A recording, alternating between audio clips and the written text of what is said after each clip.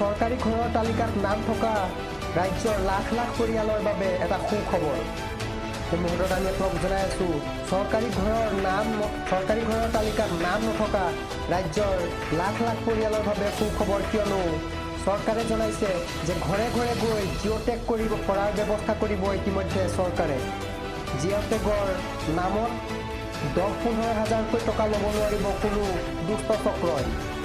আৰু ইয়াৰ বাবে নতুনকৈ প্ৰায় 10-12 লাখ লোকে লাভ কৰিব চৰকাৰী পকী ঘৰ।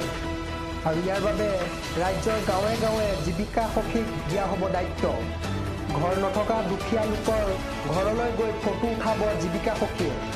ইয়াৰ পিছত জীৱিকা সখীয়ে ঘৰৰ ফটো উঠোৱাৰ পাছতেই অনুষ্ঠিত কৰা হ'ব গাঁও সভা, আৰু গাঁও সভাত ৰাইজে নিৰ্ধাৰিত কৰিব তথা সিদ্ধান্ত ল'ব লাগিব প্ৰকৃততে হিতাধিকাৰী কোন। ইয়াৰ পিছতেই ব্লক পৰ্যায় আৰু জিলা পৰ্যায়তো পৰীক্ষা কৰা হ'ব দুখীয়া পৰিয়ালক। নিজৰ জৰাজীৰ্ণ ঘৰটোৰ ফটো তুলিও চৰকাৰক দিব পাৰিব বঞ্চিত দুখীয়া পৰিয়ালে। PMAY অৰ্থাৎ প্ৰধানমন্ত্ৰী আৱাস যোজনাৰ ঘৰৰ পৰা বঞ্চিত দুখীয়া পৰিয়ালে বিশেষ পৰ্টেলত দিব পাৰিব নিজৰ ঘৰৰ ফটো। চৰকাৰী পকী ঘৰৰ পৰা বঞ্চিত দুখীয়া পৰিয়ালে ইয়াৰ বাবে দিব পাৰিব ফটো, আৰু চৰকাৰী ঘৰক লৈ বৃহৎ ঘোষণা কৰা হৈছে। লগতে চৰকাৰী ঘৰৰ তালিকাত নাম থকা ৰাজ্যৰ লাখ লাখ পৰিয়ালৰ বাবে এটা সুখবৰ। এই মুহূৰ্তত আমি আপোনাক জনাই আছোঁ, চৰকাৰী ঘৰৰ তালিকাত নাম নথকা ৰাজ্যৰ লাখ লাখ পৰিয়ালৰ বাবে সুখবৰ, কিয়নো চৰকাৰে জনাইছে যে ঘৰে ঘৰে গৈ জিঅ'টেগ কৰিব পৰাৰ ব্যৱস্থা কৰিব ইতিমধ্যে চৰকাৰে।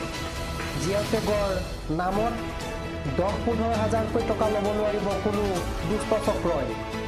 আৰু ইয়াৰ বাবে নতুনকৈ প্ৰায় 10-12 লাখ লোকে লাভ কৰিব চৰকাৰী পকী ঘৰ।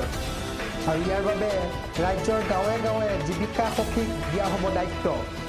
ঘৰ নথকা দুখীয়া লোকৰ ঘৰলৈ গৈ ফটো উঠাব জীৱিকা সখীয়ে। ইয়াৰ পিছত জীৱিকা সখীয়ে ঘৰৰ ফটো উঠোৱাৰ পাছতেই অনুষ্ঠিত কৰা হ'ব গাঁও সভা, আৰু গাঁও সভাত ৰাইজে নিৰ্ধাৰিত কৰিব তথা সিদ্ধান্ত ল'ব লাগিব প্ৰকৃততে হিতাধিকাৰী কোন। ইয়াৰ পিছতেই ব্লক পৰ্যায় আৰু জিলা পৰ্যায়তো পৰীক্ষা কৰা হ'ব দুখীয়া পৰিয়ালক। নিজৰ জৰাজীৰ্ণ ঘৰটোৰ ফটো তুলিও চৰকাৰক দিব পাৰিব বঞ্চিত দুখীয়া পৰিয়ালে।